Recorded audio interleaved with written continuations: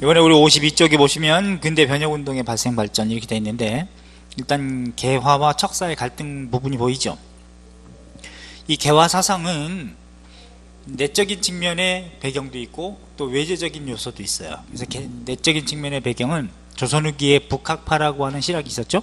청의 학문을 받아들여야 한다. 여기 이제 북학파. 18세기에 홍대용, 박지원, 박제가, 특히 박지원의 손자가 초기 개화사상가였던 박규수였기 때문에 1860년대, 70년대, 80년대 이렇게 쭉 가면 10년 단위로 끊으면 60년대는 통상개화론 이렇게 나오죠. 개국통상론이라고도 그래요. 통상의 동그라미 하세요. 박규수 양반이고 오경석, 유홍기는 중인입니다. 오경석은 니하오 시시 중국에 왔다 갔다 했던 통역관이고, 유홍기는 한의사. 그 다음에 70년대 개항 직전에 개화 세력이 형성됐었어요. 개화 세력이 형성됐을 땐 모두 동도 서기론을 가치로 내걸었다. 동도는 동양의 것은 정신으로 삼고 서기, 서양 것은 기술로 사용하자. 그러니까 개화는 개화인데 점진개화에 해당됩니다. 그런데 이때 개항 직전에 청의 영향을 받은 바도 있어서 청은 60년대부터 양무운동이라는 걸 캐치프레이즈로 내걸었어요. 그러니까 중체서용이라는 걸 내걸었는데, 서양의 기술적인 걸 받아들이자. 이게 이제 양무운동입니다. 그때 내건 구호가 중체서용이라 그래서 중화의 것은 본체로 하고 서구의 것은 사용하는 재료로 쓰자. 이게 중체서용의 기치였고, 이것에 영향을 받은 바도 있고 점진개화입니다. 반면에 일본은 메이지 유신을 단행하면서 이때 두 가지 논의가 나오는데, 하나는 문명개화론, 후쿠자와 유키치가 급진개화입니다. 서구의 사상 제도까지 다 바꾸자. 사상까지도. 반면에 화혼양제라는 말도 나오는데, 화혼은 일본의 화를 일본을 얘기하는 거고, 혼 정신으로 삼고, 양제 서양 것은 재료로 쓰자. 여기 이제 화혼양제입니다.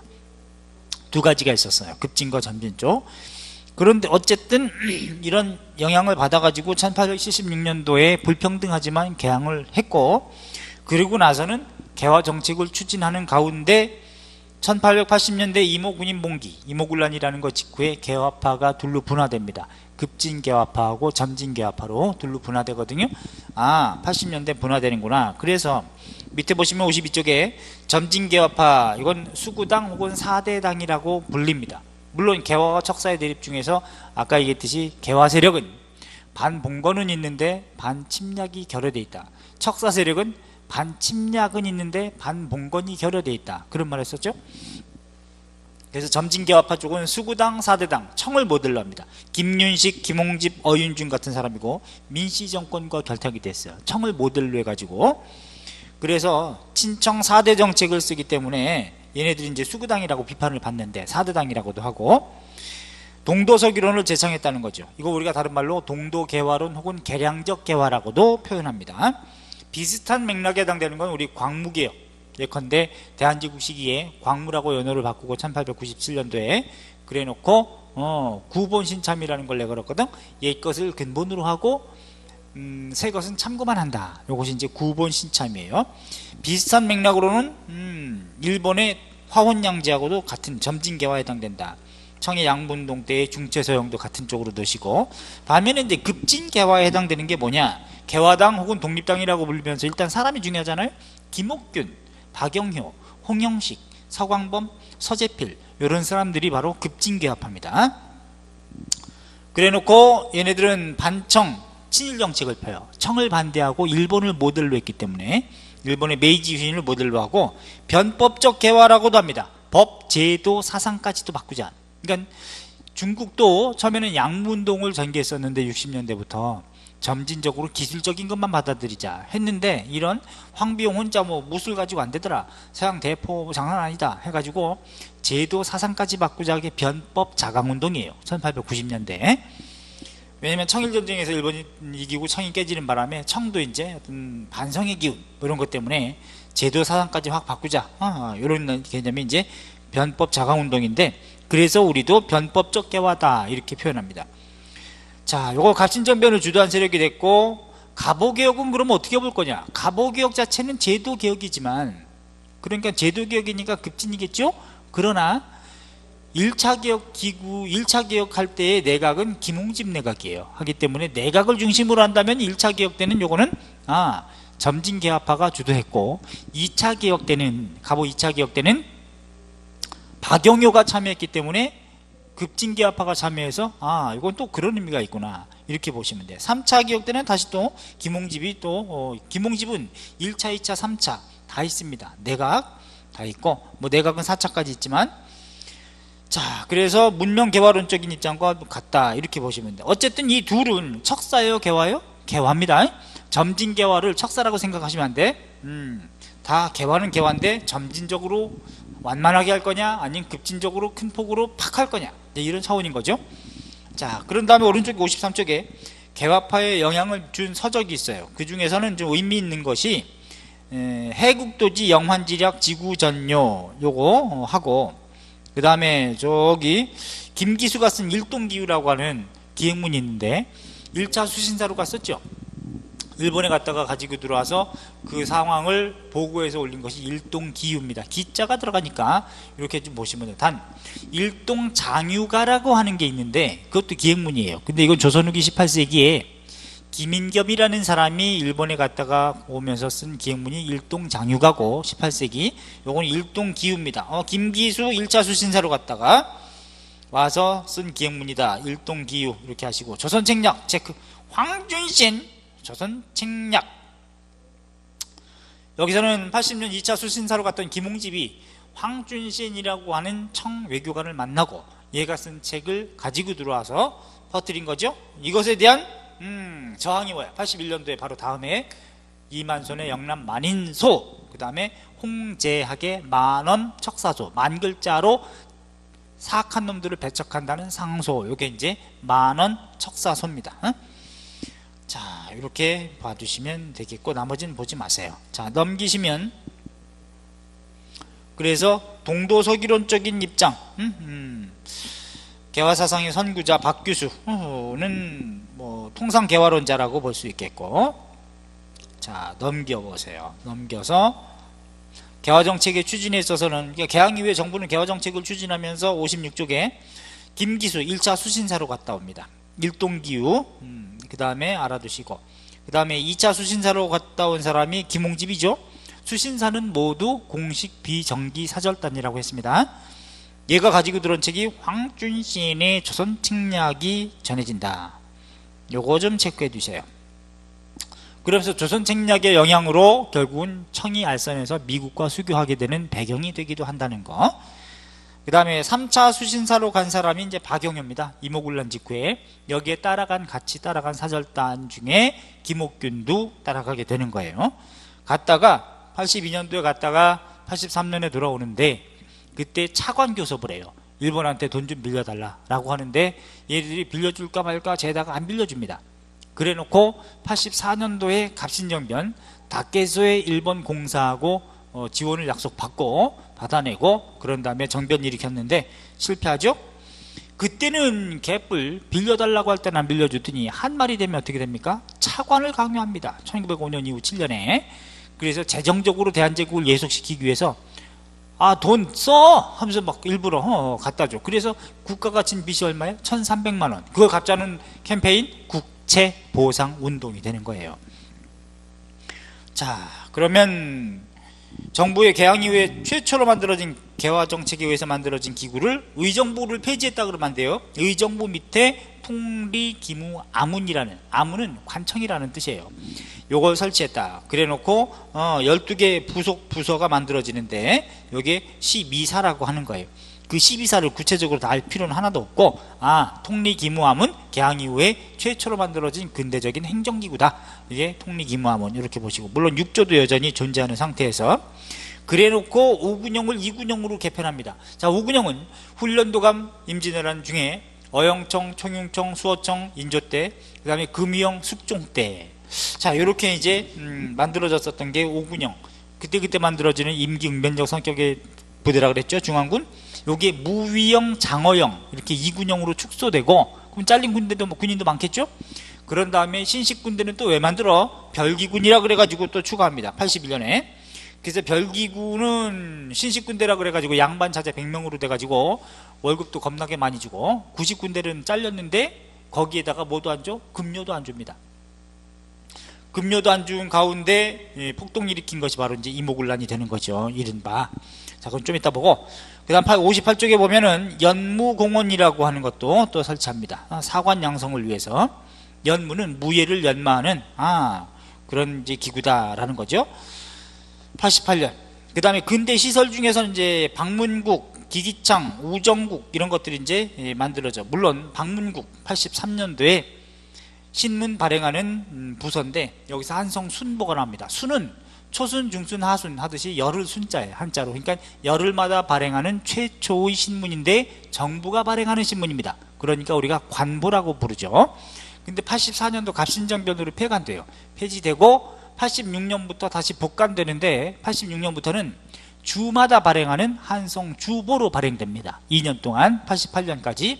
그때 특징은 최초로 상업 광고를 게재했다는 것. 뭐 이런 정도만 의미가 있다. 관보라는 거. 기기창. 83년도 기기창. 그러니까 이거는 청나라에 누가 가냐면 영선사라는 공식적인 사절단이 갑니다. 영선사는 청에 보냈던 이제 사절단인데 영선사가 갔다가 무기 공장을 견학하고 와가지고 1년 만에 1년도 안 돼가지고 와서 돈 없어가지고 와요. 체류비가 없어서. 그래서 우리도 무기 만드는 공장을 만드는데 이거를 기기창이라고 해서 설립한다. 기기창. 자, 83년 이렇게 보시고 그 다음에 우정국. 이 우정국도 요거는 우편 사무를 담당하는 부서인데 요거는 1884년도 우정국이 오픈됩니다. 그런데 그때 오픈식 하는 날 갑신정변 터져서 바로 이제 이게 폐쇄됐다가 다시 우편 사무가 재개되는 것은 1895년도 갑오 2차 개혁 때 우체사가 설치가 됩니다. 서울하고 먼저 설치가 되고 그 다음에 95년도 을미개혁 때 지방 각지에 우체사가 설치가 돼서 우편사무가 실시가 되는 거예요. 근데 대부분 우편사무가 실시된다, 재개된다는 걸 다 갑오 3차 개혁인 을미개혁 때라고만 되어 있는데 그건 사실관계가 틀립니다. 그건 다른 각지에 있는 거고 서울하고 인천에서는 먼저 갑오 2차 개혁 시기에 우체사가 설치가 됐었어요. 다른 지역으로 퍼졌다는 얘기지. 그것은. 자, 그런 다음에 밑에 보면 조사시찰단, 영선사, 보빙사 이런 말 있죠. 조사시찰단이라고 하는 거는 이건 뭐냐면 일본에 보낸 사절단인데 개항 이후에, 그러니까 수신사 이후에 보낸 사절단입니다. 그런데 워낙에 일본하고 교류하는 것을 유생들이 반대하고 했기 때문에 그러면 부산 동래부까지 가는 암행어사다라고 해서 동래부 암행어사라는 직함만 줬었어요. 근데 일본에 갈 때는 뭐라는 공식적인 직함이 없었습니다.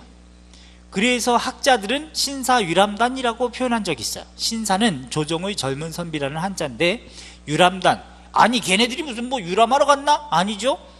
일본의 근대화 시설을 견학하고 그걸 보고서를 작성하기 위해서 갔던 애들이 걔네 사절단이기 때문에 신사유람단이라고는 표현할 수는 없겠다 해가지고 학자들이 표현했던 것인데 좀 구닥다리 냄새도 나고 그래서 바꿨어요. 학자들이 뭐라고? 조사시찰단이다 이렇게 바꿨습니다. 조사도 조정에서 보낸 젊은 선비들로 구성된 시찰단 이렇게 이제 그런 뜻입니다. 이건 뭐 나름대로 나쁜 명칭은 아닌데 나는 이렇게 바꾸자는 얘기지. 뭐라고? 일본 시찰단이라고 바꾸자는 주장은 지금 대한민국에서 나만 얘기합니다. 이쪽에서는. 그런데 어쨌든 여러분들은 조사시찰단이라고만 좀 알아두시면 돼. 조사시찰단. 자, 그 다음에 영선사. 영선사는 요거는 공식적인 직함이에요. 그때도 만들어진 직함입니다. 청에 보낸 사절단이다. 갔다 와서 기기창을 만들었다는 거. 이 기기창 동그라미. 요거는 무기공장인데 동도서기에 딱 들어갈 수 있는 말입니다.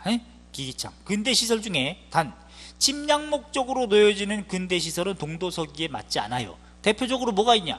그것은 철도 전시는 침략 목적으로 놓여지는 것이기 때문에 동도서기에 들어갈 수는 없습니다. 근대 시설이라 하더라도 그 외에 학교라든가 이런 무기공장이라든가 뭐 방문국이라든가 이런 것들은 이제 다 의료기관 이런 건 동도서기에 들어갑니다. 전등도 동도서기에 다 들어갈 수 있는데 전신과 철도 요거는 침략 목적이 강하다.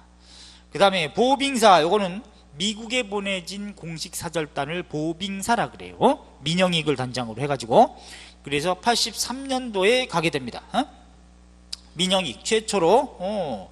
그 다음에 6.1중 같은 경우는 최초로 이제 도미 유학생이 되는데 미국에 남아가지고 6.1준이 기행문 최초로 국한문체로 쓴 게 있죠. 이게 서유견문이라고 하는 거예요.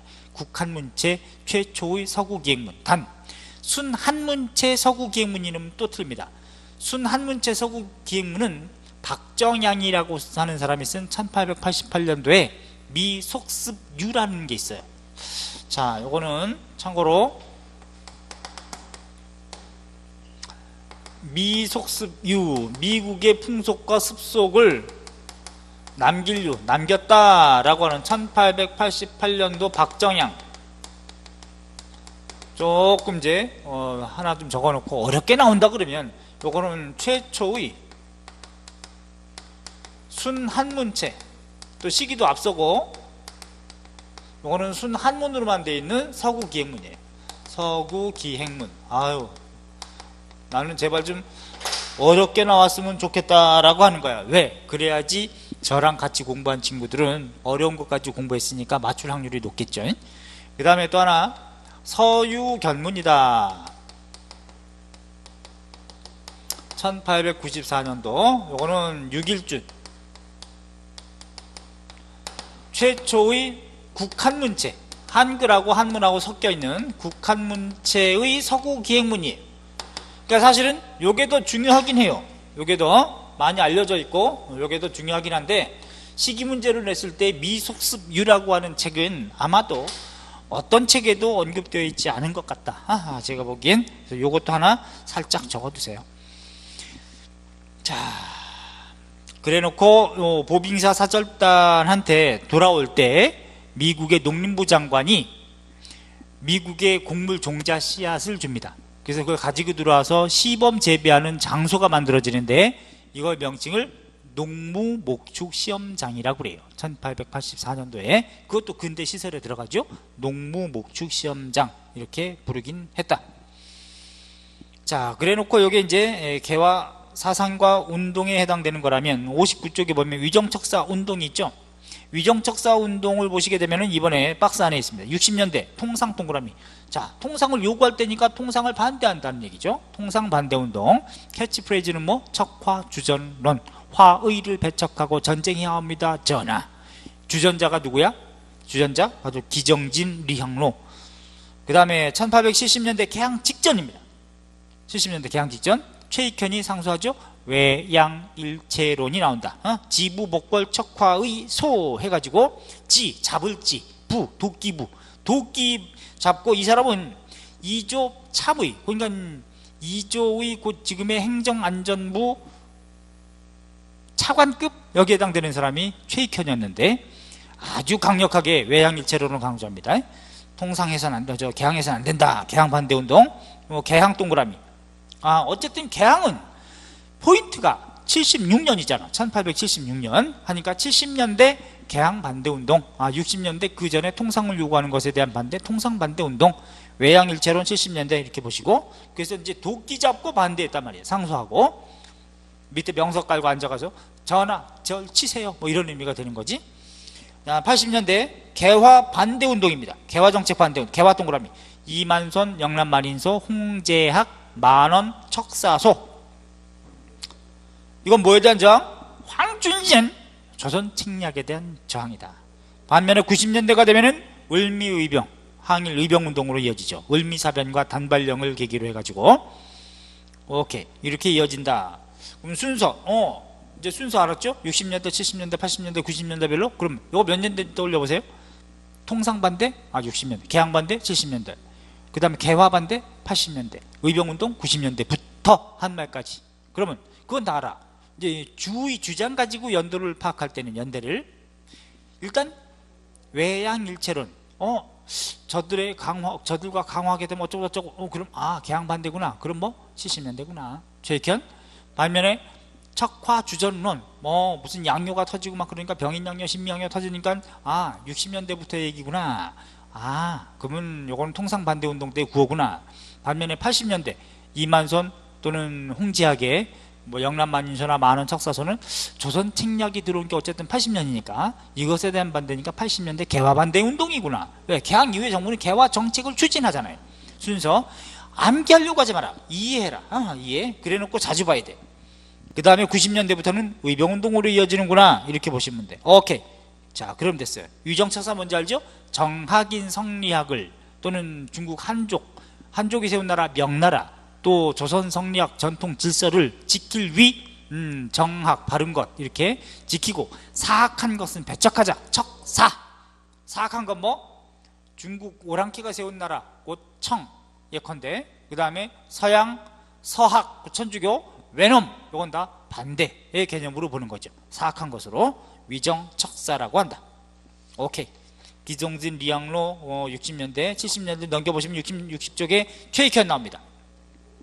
최익현. 자, 최익현은 때만 되면 다 개겨요. 그 다음에 한말 마지막으로 개긴 건 을사의병 때 최익현이 개깁니다. 최익현이 개기는데 한계가 있죠. 스스로 을사의병 때 동족의 부대와는 창검을 겨눌 수는 없느니라 해가지고 스스로 무기를 버려. 그래 놓고 끌려가네. 어디에? 스시마 섬에 끌려갑니다. 거기서 죽어요. 왜 그래? 싸우다 죽어야지. 그럼 일으키질 말든가. 자, 그 다음에 1880년대 개화 반대운동 차원에서 이만손 홍제학, 이만손 만원 척사소 홍제학, 저 이만손 영남 만인소, 그 다음에 홍제학은 만원 척사소. 뭐에 대한 반대? 조선 책략에 대한 반대다. 자, 이렇게 알아두시고, 그 다음에 오른쪽에 보면은 61쪽에 최익현의 개항 반대 상소가 있어요. 그리고 그 위에 예컨대 2번 이항로의 상소문 있죠. 이항로의 상소문. 양이의 화가, 그 서양 오랑캐의 화가 금일에 이르러서는 비록 홍수나 맹수의 해일지라도 그보다 심할 수는 없습니다. 이런 말. 60년대구나. 반면에 밑에 70년대 최익현의 상소 있죠. 첫째, 강화가 어쩌고나. 강화, 이건 조약을 맺자는 얘기인데 이건 잘 나오는 자료입니다. 알아두세요. 첫 번째 단락. 일단 강화를 맺고 나면 생략표시 오른쪽에 있죠. 저들의 욕심은 물화, 곧 물건을 교육하는 데 있습니다. 저들의 물화는 모두가 지나치게 사치하고 기이한 놀이개로 공업 생산품이어서 그 양이 무궁한 데 반해서 우리의 물화는 모두가 백성들의 생명이 달린 것이고 땅에서 나는 것으로 한정이 있는 것입니다. 만일 교육이 이루어질 경우 삼천리 강산이 얼마나 가지 않아 황폐해서 다시 보존할 수 없게 될 것입니다. 그 다음에 셋째 나오죠. 저들이 비록 외인이라고 하나 서양 오랑캐와 다를 것이 없습니다. 이게 바로 뭐야? 외양 일체론. 그죠? 이렇게 몇 년대? 70년대 개항 직전입니다. 그 다음 넘겨보시면 80년대 조선 책략의 내용 나옵니다. 체크해야 돼. 그지? 조선 책략. 조선 땅덩어리는 실로 아시아의 요충을 차지하고 있어서 형세가 반드시 다투게 마련이며 조선이 위태로우면 중동의 형세도 날로 위급해질 것이다. 따라서 러시아가 강토를 공략하려 할진대 반드시 조선으로부터 시작할 것이다. 그렇다면 오늘날 조선은 어떻게 해야 러시아를 막을 수 있는 것인가? 그것은 중국과 친하고 결일, 일본과 맺고 연미, 미국과 연합해야 한다. 이런 주장이 여기 실려 있던 거죠. 이것에 대한 저항이 바로 2번, 3번인 거예요. 밑에 이만손의 영남 만인소, 3번 홍제학의 만원 척사소, 만글자로 아래는 사악함을 배척하는 상소. 오케이? 자, 그 다음에 오른쪽에 보면은 63쪽에 곽기락이 상소한 내용이 있는데 요거는 동도서기론입니다. 알았죠? 점진개화죠. 동도서기. 그래서 신이 변혁을 꾀하고자 하는 것은 기이지 도가 아닙니다. 정신은 우리 것을 이용하고 그릇, 곧 예컨대 그릇이 되는 기술적인 것만 받아들이길 원하는 겁니다. 이렇게 주장하는 거. 오케이. 이렇게 해서 개화와 척사의 대립구도를 봤어요. 자, 그렇다면 제가 사건 순서 한번 훑어드린다 그랬죠. 사건 순서 이게 포인트인데 자, 요거 봅시다. 일단 강화도 조약이라고 하는 거 있습니다. 예? 불평등 조약의 시발점인 강화도 조약. 어쨌든 이게 1876년이죠 1876년 여기는 그 다음에 부로, 그 다음에 무역규칙 통틀어서 이렇게 알아두는데, 강화도 조약에 의해서 어쨌든 정부는 개화 정책을 추진하고, 요거는 누가 이겼어요? 일본이 우세한 것이다. 언제부터 언제까지? 이거 이후부터 1876년부터 1880 몇 년까지, 82년까지는 일본이 완전히 다른 나라하고 조약을 체결하기 전까지, 최초로 82년도 미국하고 수교하게 되니까 일본 이외에는, 그러니까 이때까지는 무주 공산이었던 거예요. 일본이 완전히 조선에서 무역을 다 독점하는 일본 독점, 독점적 구조입니다. 독점 구조였던 것이고, 자, 강화도 조약, 부속 조약까지 우리가 이제 이미 했었으니까, 정부는 개화 정책을 추진합니다. 그죠? 정부는 개화 정책을 추진하는데, 그 개화 정책을 추진하는 데 있어서 80년에 최초로, 76년에 이제 수신사 보낸 것, 그지? 예, 수신사 보낸 거하고, 개화 정책에서는 수신사, 뭐 1차도 있고 2차도 있지 않습니까? 1차는 76년, 2차는 80년, 김기수, 김홍집이 갔다. 그 다음에 통리기무아문을 설치한 것, 통리기무아문 플러스 12사, 12개 관청, 80년에 이거 만들었다. 80년, 81년, 80년에 만들고, 80년, 그래 놓고, 별기군을 창설하더라. 별기군. 81년. 이제 이런 상황이었는데, 이 별기군에 대한 문제죠. 왜? 99인들은 월급도 안 주고. 자, 여러분 부모님이 99인이야. 지금 군인인데, 월급을 1개월 못 받았어요? 일단 잘린 사람도 많은데, 왜? 5군형에서 2군형으로 축소됐으니까. 잘린 사람도 많은데, 현재 있는 사람도 월급을 1개월 밀려? 그러면 집에서 뭐 먹고 살아? 그러니까 와이프도 긁고 애들도 빡빡 굶고 있는데, 에이, 뭐 나라가 어려운가 보지. 뭐 이렇게 했어? 2달 안 나와. 아유, 많이 어려운가 보지. 3달 안 나와. 이런 뭐 이렇게 나오겠죠? 4달, 5달, 6달, 어이구, 반년이 안 나왔네. 그래도 참았어요. 그래도 참아. 나라가 겁나 어려운가 보지. 뭐 이렇게. 그래도 1년 동안에 안 줘. 12개월이나 안 줘. 13개월이나 참았습니다. 야, 환장하네. 그지? 그래서 13개월 참고 우리 월급 줘라 라고 요구했는데, 그때 민씨 척족 세력 중에 민겸호라고 있습니다. 민씨는 친오빠는 없었고, 그래서 이제 같은 친척 중에 민겸호가 있었는데, 민겸호가 선해청 당상관이었어요.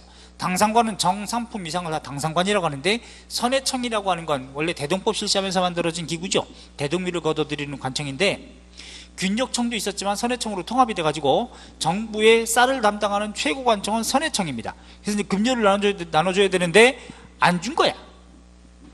그러다 보니까 99인들은 야, 우리 뭐 먹고 사니? 좀 줘! 해가지고 데모를 해. 스트라이크를 일으켜. 우리가 이걸 도봉소 사건이라고 그래요.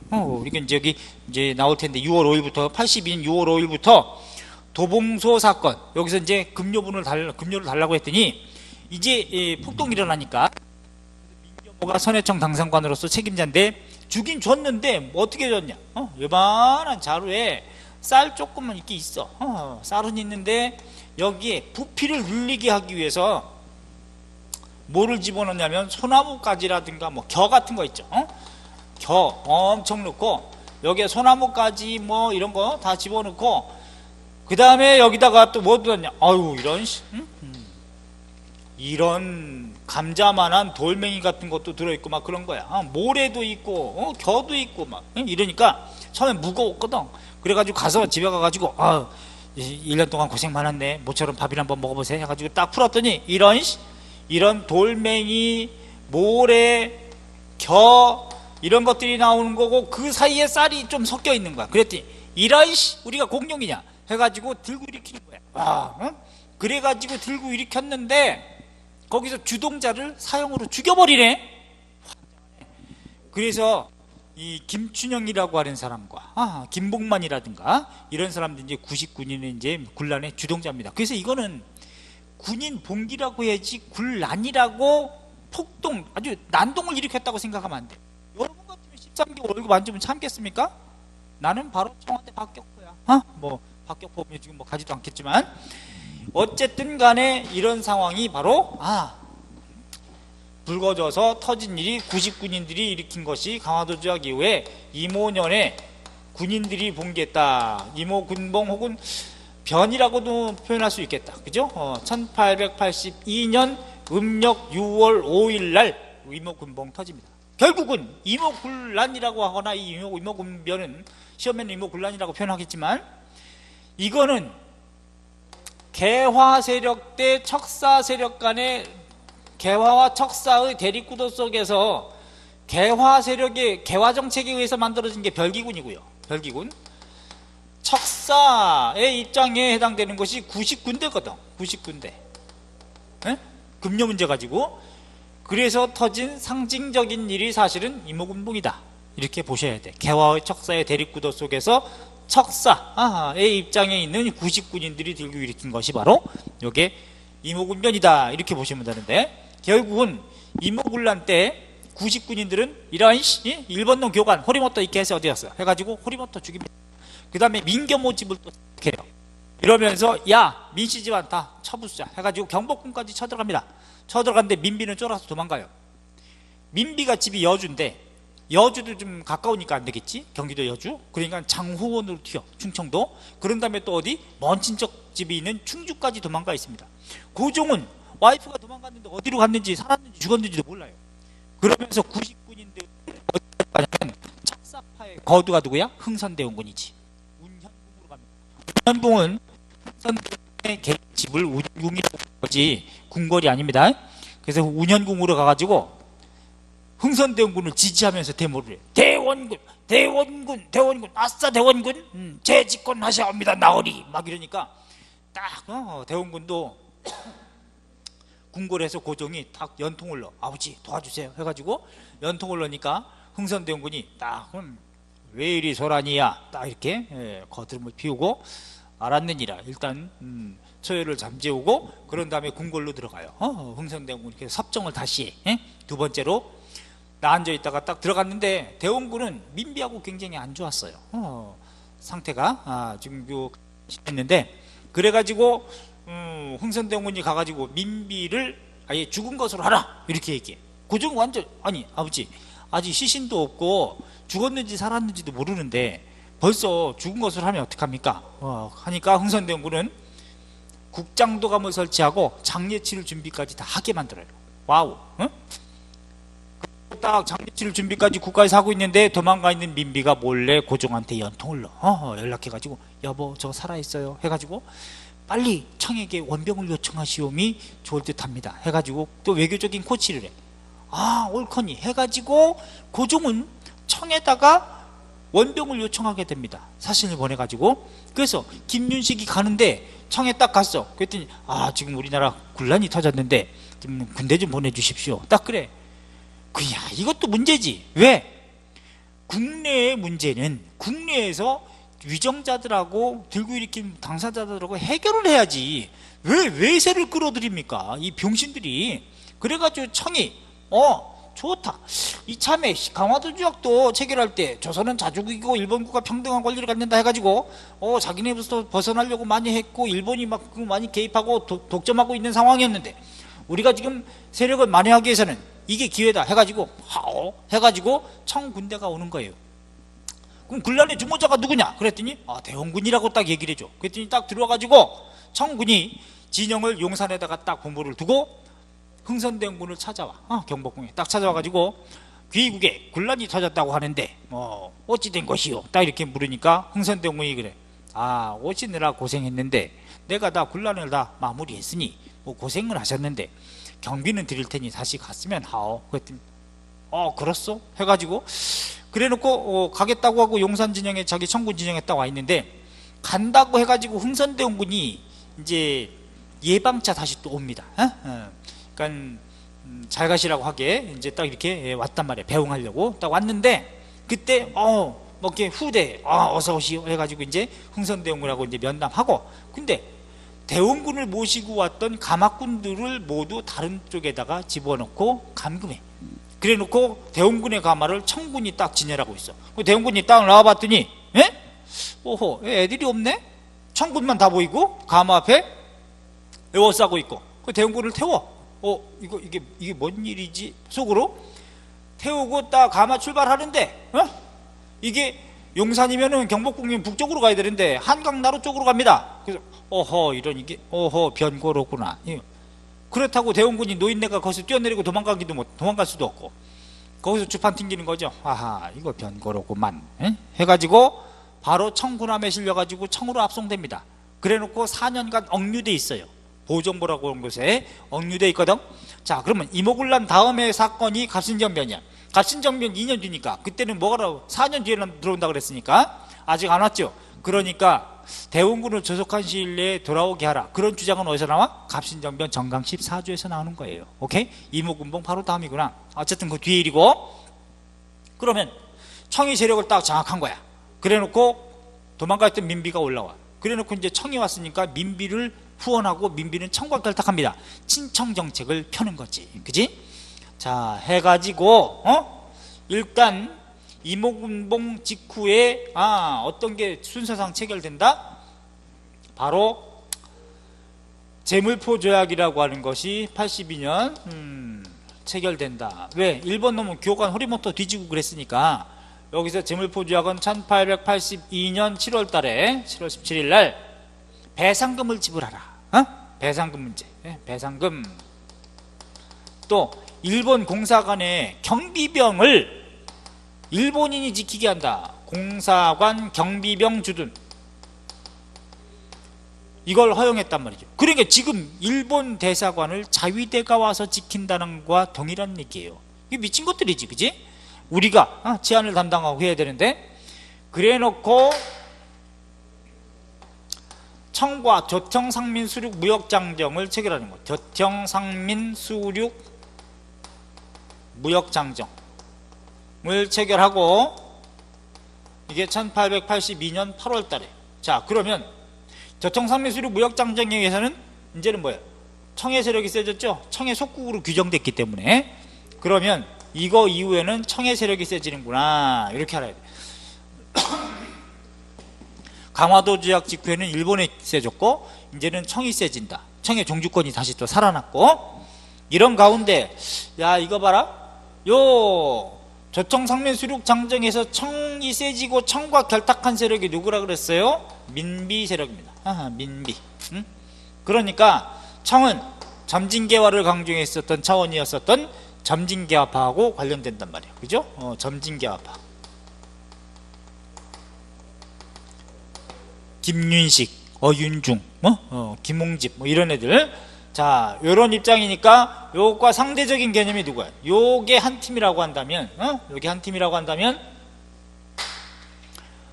상대적으로 얘네가 누구를 탄압하게 되냐면은, 이제는 김옥균이라든가, 소장파 관료들 있죠. 또, 박영효라든가, 박영효는 철종의 사위였어요. 홍영식이라든가, 이런 아주 젊은 선비들, 홍영식. 또 이런 사람들이 있는데, 이런 사람들은 이제는 탄압을 받고 이제는 청을 못 들렸기 때문에 탄압을 받아요. 특히 일본에 82년도에 갔다가 3차 수신사로 박영효가 갔는데, 김옥균하고.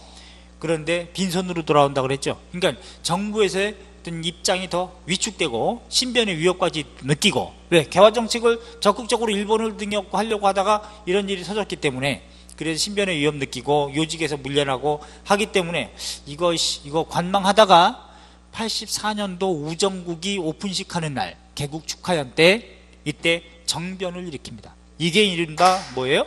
갑신정변인 거지, 그치? 갑신정변. 1884년도 음력 10월 달에, 양력으로는 12월인데, 자, 갑신년에 정적 격변을 일으키는데, 이 갑신정변 때 우정국 개국 축하연이 있을 때에 정변 일으키고 고종하고 민비한테 알려요. 반대파 제거하고 죽입니다. 그래놓고 경우궁이라고 하는 사당에다가 여기에 고종하고 민비를 딱 모셔놓고 우리 정변 일으켰습니다. 그래놓고 반대파 제거하고 했으니 허락해 주십시오 했더니 고종도 어쩔 수 없어서 그래 허락한다 해가지고 정강 14조가 반포됩니다. 정강 정치적 강령 14조가 반포되는데, 이 정강 14조에서는 정치적으로 내각 중심으로 정치한다. 군주권을 약간 제한하는 거죠. 내각이 정치의 중심에 있으니까 내각 중심의 정치를 강조한다. 경제적으로 토지 얘기는 없어요.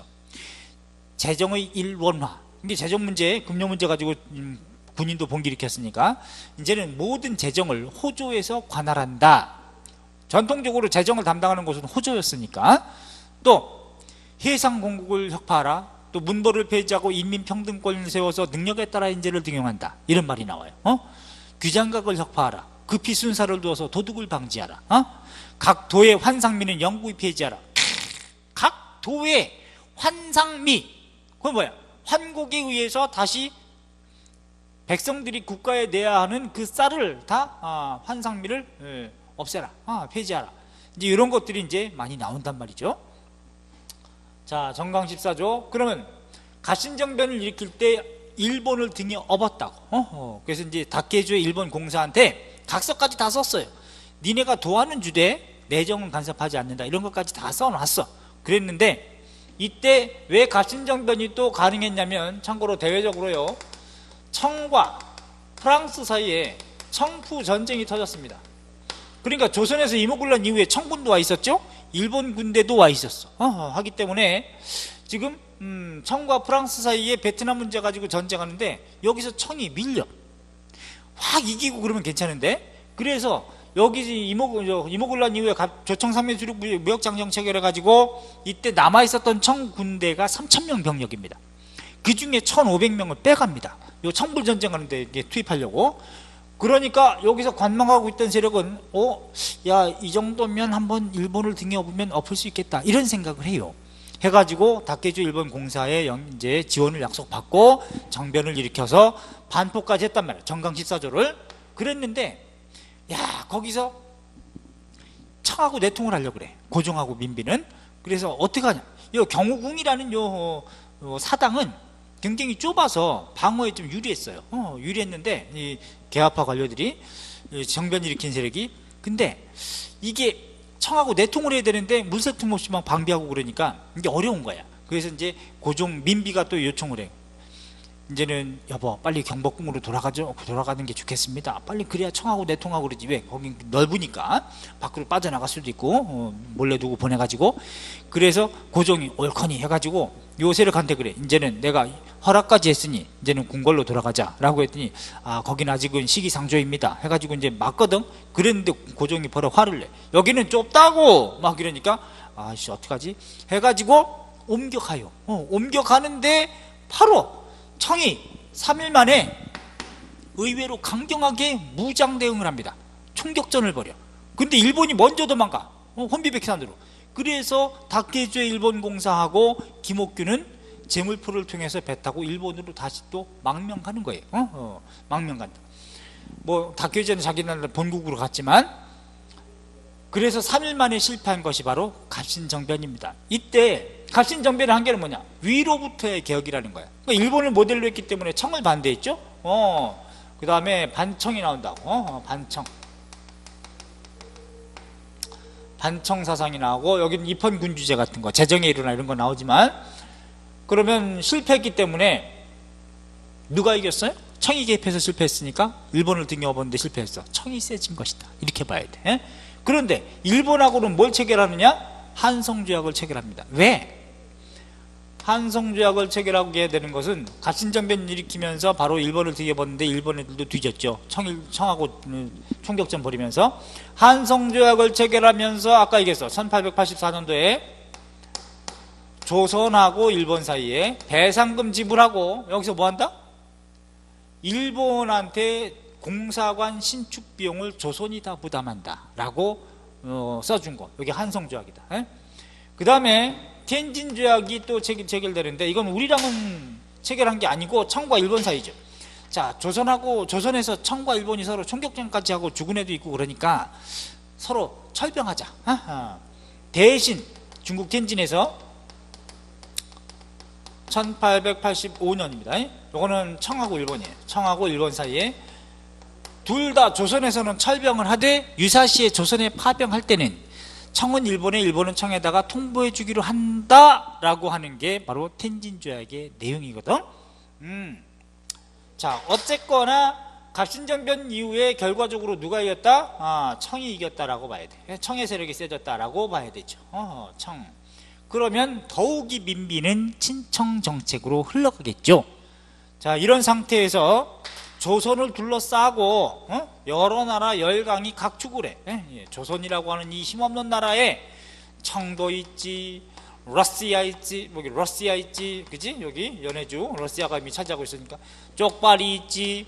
그 다음에 이미 조약을 체결했던 미국 있지, 그지? 일본 옆에 미국 있지, 러시아하고 대립하고 있던 영국 있지, 독일 있지, 예? 이제 이런 상태야. 조선을 먹으려고 막 안달이 뜬 거죠. 이런 상태에 러시아는 이미 어디? 연해주를 차지하고 있었고, 여기에 블라디보스톡에 해군 사령부를 가지고 있어서 남진 정책을 하기 위한 교두보가 마련되어 있었다면, 영국과 대립하고 있는 상태에서 영국은 러시아를 막기 위한 목적으로 우리나라의 거문도를 불법 점유하는 만행을 저지르더라. 이게 거문도 사건입니다. 에? 영국이 거문도를 불법 점령한다. 허락도 없이 점령.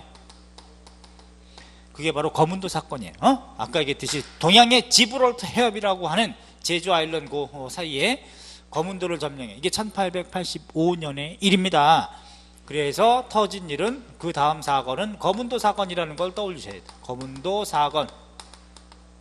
이 미친 것들 아니야 이거? 1885년부터 1887년에 물러가는데 이거는 영국이 점유했다는 겁니다. 영국과 러시아의 대립 속에서 영국이 불법 점유한 거예요. 우리 허락도 없는 거죠. 불법 점유. 우리는 야 니네 뭐야? 왜 우리 땅 와서 점령해? 포대 설치하고 지랄이야? 그랬더니 안 가 얘들이. 야 근데 거문도를 점령한다고 이미 중국은 알고 있었어요. 그래서 중국에 가 있는 청에 가 있는 조선 사신단한테 묻습니다. 잉글랜드가 영국이 귀국의 거문도를 점령한다고 하는데 그런 기미가 있다는 이 정보를 가지고 있는데 거문도가 어디요? 라고 그랬더니 거기 가 있는 청에 가 있는 조선 사신단이 몰라요. 거문도가 어딘지. 그래서 거문도라 해가지고 모르기 때문에 그러면 우리가 회의하고 어딘지 확인한 다음에 말씀드리겠습니다. 딱 하고 사신들이 회의에 모여가지고 대감 이 거문도가 어디요? 그랬더니 거문도라 나 모르오 막 그래. 또 다른 사람 대감 거문도가 어디요? 몰라. 나 모르오. 또 다른 사람 대감도 모르오. 거문도가 어디요? 뭐 그랬더니 이 대감 나는 이 거문도는 못 들어봤는데 거금도는 들어봤소이다. 거금도. 그럼 거금도는 어디요? 발음이 좀 비슷하잖아? 거금도는 내가 알고 있기로 저기 옛날에 유배지에 전라남도 고흥반도에 거금도가 있습니다. 여기 내가 알고 있어 남해에. 그랬더니 그러면 잉글랜드가 그 거금도를 거문도로 알고 있는 모양이요 해가지고 청에다가 또 그렇게 얘기를 해줘.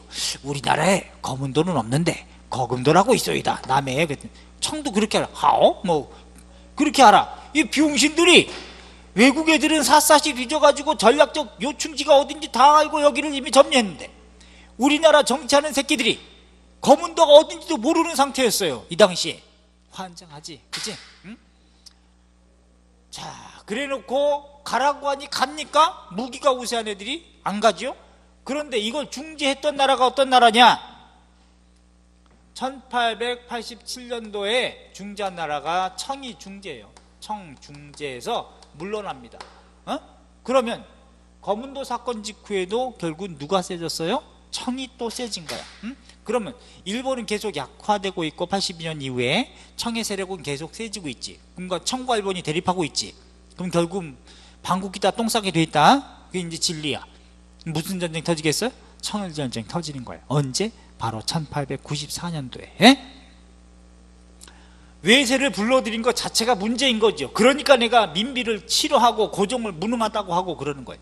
자 그럼 요때에 이거 뭐야 우리만 못 먹잖아 해가지고 요때에 바로 나온 게 뭐냐, 조선을 다 먹지 않으면 다 먹는 것과 동일하지 않니? 뭐 이런 의미로. 그래서 중립국론이 나와요. 중립국론이 대두된단 말이에요. 아주 의미가 있죠. 조선 중립화론. 이게 바로 누구냐? 1885년도에 독일의 부영사였다가 영사가 되는 부들러. 독일의 부들러. 우리나라의 육일준. 일본의 망명가 있었던 김옥균도 여기에서 일본에서 고종에게 또는 중국 정치인들한테 서신을 보내서 조선을 중립국으로 만드는 것이 귀국에도 유리하오 해가지고 김옥균도 그런 얘기예요. 김옥균. 근데 독일은 이때 강력하지 않았거든. 이 중에서 지금 영국이나 러시아나 미국이나 일본이나 이런 애들이 중립국을 만들자라고 한다면, 스위스처럼 영세 중립국으로 만들자고 한다면 받아들였을 가능성도 있으나, 이건 개뿔 아직 힘도 없는 부들러가 독일 입장에서 그런 얘기하니까 다른 강대국이 저런 넌 뭐야 닥치고 닥쳤어요. 김옥균 일본에서 닭을 키우고 있었거든. 일본에서 준 이제 안가라고 하는 곳에 이제 머물면서. 근데 닥쳤어. 김옥균도 6.1준이 이제 의미가 있죠. 중립국론 아주 의미 있습니다. 중립국론 실리 외교죠. 우리나라는 아시아의 인후, 곧 목군형에 해당된다. 우리 이비 인후과 그런 얘기 하잖아, 그지? 그런 얘기 하면서 중립국으로 만들자는 주장을 하는데, 이건 무위로 끝난다는 거죠. 어쨌든, 거문도 사건 이후에 청이 중지하면서 결국은 청 세력이 세진 상황이다. 이렇게 보셔야 돼요. 청 세력이 다시 세졌다. 청은 계속 세지고 있는 상태가 되는 거죠. 자, 근데 1887년이면은 개항 이후에 몇 년 지났습니까? 10년 지났죠. 개항 이후에 10년 지났는데, 10년이면 강산이 변한다는 얘기는 옛말일까요? 오늘날 말일까요? 옛말입니다. 그러면 10년 동안에 조일 무역규칙에 의해서 곧 1876년 7월 달에 1차 통상장성인 조일 무역규칙에 뭐가 있었어요? 무관세, 무항세, 양곡, 곧 쌀콩의 무제한 유출이 허용됐잖아. 10년 동안 겁나게 무제한으로 갔다고 쳐봐. 얼마나 식량이 부족하겠습니까? 곡물 가격은 폭등하고, 이런 상태에서 함경도 주민들은 다 굶어 죽고 있는 상태야. 이래서 이거 함경도 관찰사 조병식은 이거 안 되겠다, 이거 곡식 유출을 막는 명령을 내려야지 해가지고 조병식이 풍양조씨입니다. 조대비감령 방공령을 선포해. 방공령을 선포하죠. 이게 바로 1889년도 함경도만 한 게 아니라 황해도도 방공령을 선포하고 그래요. 근데 황해도는 해도 상관없거든. 왜? 개항장이 없잖아. 황해도는 왜? 부산, 원산, 인천이기 때문에 여기 방공령을 선포해도 상관없는데도 불구하고 나중에 배상금 겁나 지불합니다. 그런데 서울에서, 한양에서 이 얘기를 받아. 조병식이 나는 방공령을 선포할 것이다 라고 10월 1일 날 선포합니다.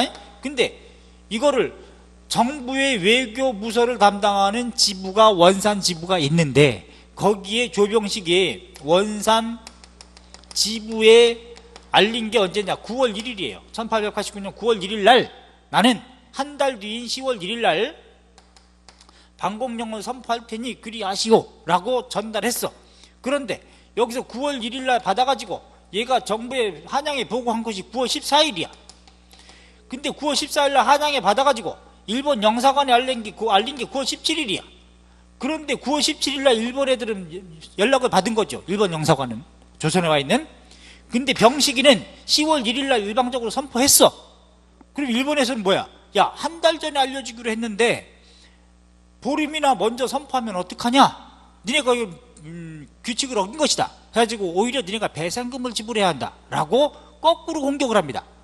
환장하네. 이걸 계산해 넣지 못했던 거지, 병식이가. 해가지고 오히려 배상금을 지불하라. 왜? 일본 곡물 상인들이 여기서 딱 막으니까 못 가잖아. 그러면 수입해가지고 많이 팔아쳐먹었는데 그걸 못하니까 배상금을 지불하라고 얘기해. 그래서 나 이거 어떡하니? 해가지고 정부에서는 이게 밀려요.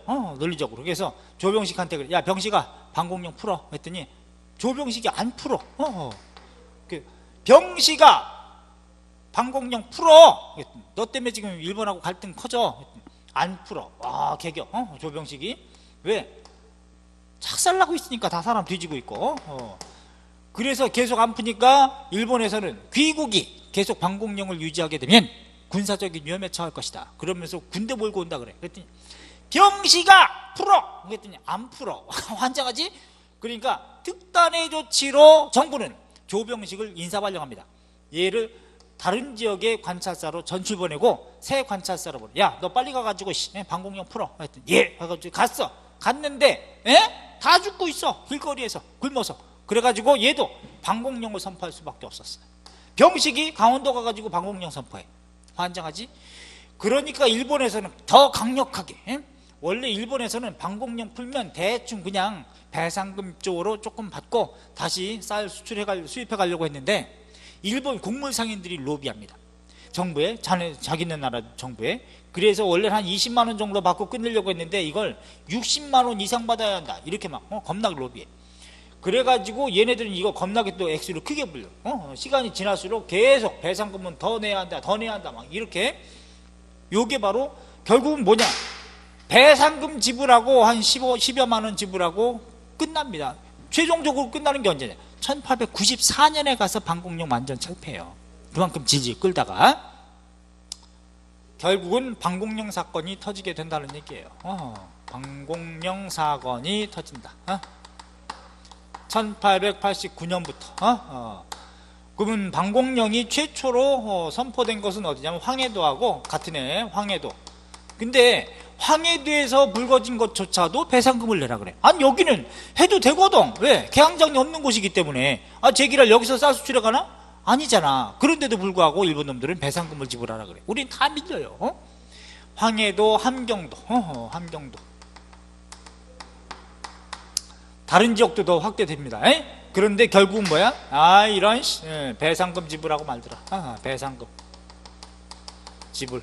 그러나 이 방공령 사건 자체는 뭐야? 경제적 저항운동이다, 뭐 이런 의미로 정도는 넣어줄 수 있는 건데 아주 미숙했던 거죠. 그렇다면 이것도 이렇게 봐야 돼. 방공령을 선포할 수밖에 없었던 배경은 뭐냐? 조일 무역규칙이라는 거죠. 오죽했으면 1876년도 7월 달에 여기는 무제한 유출이 허용됐으니까 이거는 배경이에요. 배경. 배경이라고 해야 되고, 단 아무리 빡돌아도 시쳇말로 76년부터 83년까지는 방공령이라는 걸 일본에 대해서는 선포할 수 없었던 상황이었죠. 왜? 방공령 규정을 마련하지 못했던 거니까. 그러나 방공령을 선포할 수 있었던 법적 근거라는 거는 언제래요? 근거. 이거는 이것이 개정된 2차 통상장정, 2차 조일 통상장정 1883년도 6월. 여기서는 방공령 규정이 마련되기 때문에, 그래서 배경이냐 법적 근거는 어떤 거냐, 이걸 조심해서 보셔야 돼. 아셨죠? 자, 이런 상태에서 1890년대가 되지 않습니까? 그러면 정말 이제는 마지막 기회가 옵니다. 마지막 기회. 동학은요, 동학은 1860년에 창시가 됐어. 동학은 1860년에 최재우가 창도했는데, 최재우는 64년에 백성을 기만하고 세상을 혹하게 한다 해서 처형당합니다. 64년에. 그런데 제2대 교주였던 최시영이 그 교리를 다 암기하고 있다가 이제는 동경대전이나 용담유사, 이건 최시영 단계에서 간행된 거야. 그런데 프랑스하고 조약 체결하고 나서 1886년도에는 오히려 천주교도 외래 종교인데도 포교가 허용되는데 우리는 왜 허용을 하지 않느냐 해가지고 삼남지역으로, 경주에서 상도가 됐는데 경주에서 전라, 충청, 경상 뭐 이런 데로 막 퍼졌어요. 이제 동학에서 이제는 지도부에서 우리도 포교 활동의 자유, 공식적으로 종교의 자유를 허용하라 라는 의미로 전개한 것이 교조 신원운동이에요. 신원운동. 요게 1892년부터 1893년 연간에 교조 신원운동이 전개됩니다. 물론 공주취회라 그래가지고 모일취자, 모일회자, 공주집회도 맨 처음에 있지만 의미 있는 것만 친다 그러면 1차, 2차, 3차가 여러분들 교과서에 많이 언급이 될 텐데, 1차 교조 신원운동은 1892년 전라북도 삼례에서 집회를 가져서 삼례 집회라 그래요. 삼례 집회. 여기서는 종교활동의 자유를 우리도 허용하셔서 라고 했는데 허용하지 않아. 그래가지고 2차 교조 신원운동 1893년도에 한양까지 올라갑니다. 한양 집회, 복합상소회 전부 다 배 깔고 엎드려가지고 전하 우리도 허용하셔서 했더니 딱 치고 해가지고 허용하지 않아. 그래가지고 세 번째 3차 교조신원운동 1893년도 동학의 교단 지도부가 있었던 본부가 보은이에요. 충북 보은. 그래서 보은 집회를 갖게 합니다. 보은 집회. 충북 보은 집회가 있어. 자, 그런데 이 보은 집회만 있는 건 아니야. 3차 교조신원운동은요 두 곳이 있는데, 예컨대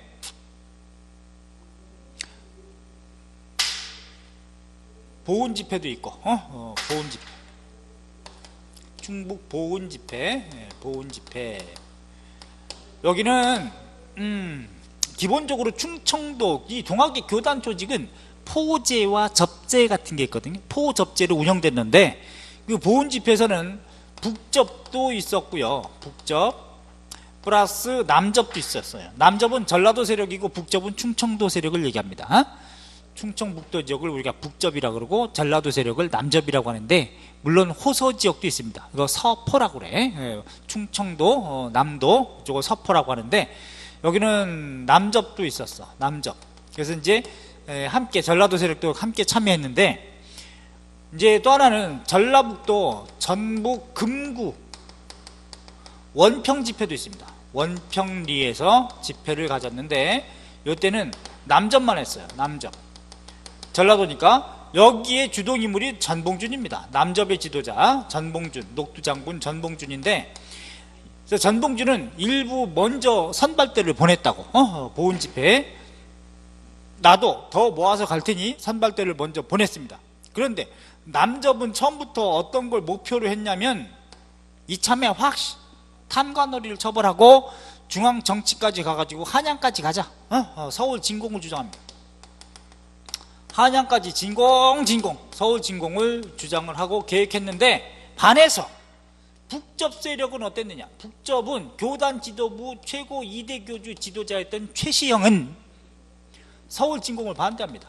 뭔 얘기야 그게. 지금 정부한테 밑보이면 동학의 포교활동 자유가 완전히 꺾이는데, 이게 어떻게 서울 진공까지 하자고 얘기하느냐. 오히려 그런 주장을 하는 전봉준을 갖다가 잡아서 이렇게 이쁨 받지 않을까, 이런 생각했던 게 바로 최시영입니다. 그러니까 1894년도 다음 해에 터지는 농민전쟁은 내가 얘기할 때 동학의 교도도 있지만, 동학 농민도 있지만, 농민 중에 동학을 믿는 사람도 있지만 동학을 믿지 않는 농민도 있고, 교집합을 따지면 농민이란 말이에요. 농민. 또 동학의 교도 지도부는 혁명성이 없었단 말이지. 처음부터는. 하기 때문에 교집합은 농민이기 때문에 농민 전쟁이라고 해야 한다라고 규정했다 그랬죠. 자, 그래서 결국은 전봉준이 오기 전에 집회를 해산해 버려요. 이게 한계야. 이게 어쨌거나 여기서 이제 차이점 뭐냐면 1차, 2차 교조신원운동은 다분히 종교적 차원이라고 얘기합니다. 종교적 차원이다. 성격. 근데 요 3차 교조신원운동의 특징이 뭐냐, 이건 정치적 성격으로 바뀌고 있다는 거예요. 정치적 성격으로 바뀌고 있다. 그래서 보은 집회를 많이 언급할 텐데 금구 원평 집회도 함께 보셔야 돼. 전봉준이 주도한. 그래서 이것도 이제 어떻게 했어요? 방귀끼다 똥 싼다고 했으니까 단분히 종교적 차원이었는데 정치적 성격으로 가서 탐관오리를 처벌하라 이런 말이 나온다고 하는 것은 앞으로도 커지겠구나 이런 생각을 해봄직도 하지요. 그래서 역사는 뭐가 중요하다? 흐름, 기미, 조짐, 추세 이런 것이 굉장히 중요하다. 아닌 게 아니라 1893년에 11월 달에 이미 거병하려고 했습니다. 봉기하려고 했는데 왜? 전라도 고부 군수 조병갑의 횡포가 극에 달했거든. 이 새끼는 한양조씨인데 풍양조씨는 아니었고, 조병갑은 정말 역사책에 아주 그 개 잡놈으로 남은 넘버원이 또 조병갑이죠. 봉건사에서는 병신갑이다라고 생각하면 돼. 병갑 아주 얘 학점은 이루 말할 수 없어서 조병갑만 문제냐? 아니, 다 그래요. 다 그런데 왜 조병갑만 가지고 그러냐라고 하지만 얘가 자초한 일이야. 왜냐하면 조병갑이 하도 고부군수를 수탈이 심해가지고 특히 700석이나 쌀을 걷어서 자기 아버지 공덕비 세우고 별 개지랄하고 만석보라는 저수지 물막이 하고 여기에 물세를 내라고 하고 별짓거리를 다 했어요. 그래서 상소도 하고 고부관청에 상소했다가 몽둥이를 맞아서 곤장독 올라가지고 죽은 사람이 전봉준 아버지 전창혁이었을 정도입니다. 근데 군수는 사형 집행권이었거든. 관찰사부터 사형을 집행할 수 있기 때문에.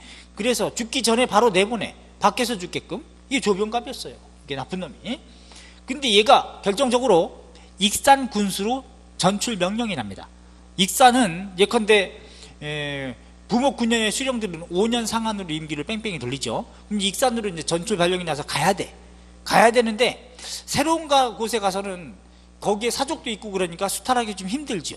하기 때문에 로비했어. 중앙에 로비해가지고 고부군수에 연임됐습니다. 야, 이것도 골 때리는 거지. 뺑뺑이 정상적으로 가야 되는데, 근무지를 옮겨야 되는데 로비에서 계속 고부에서 수탈해 먹기 쉬우니까 계속 남아있게 해달라고 로비해서 계속 남아있어 연임이 됩니다. 만약에 얘가 익산으로 갔으면 역사책에 기록되지 않았을 수도 있겠죠. 그래서 남아있으면서 더 횡포를 부린 거야. 그러니까 상소해도 안 되고, 자, 봉기 전 단계가 상소라고 했지 않습니까? 그래가지고 전봉준을 중심으로 해가지고 고부관할을 습격하면서 바로 1월 10일 1894년도 1월 10일 93년 11월부터 이미 봉기 계획을 다 준비해서 사발통문 다 돌립니다. 이게 준비 기예요.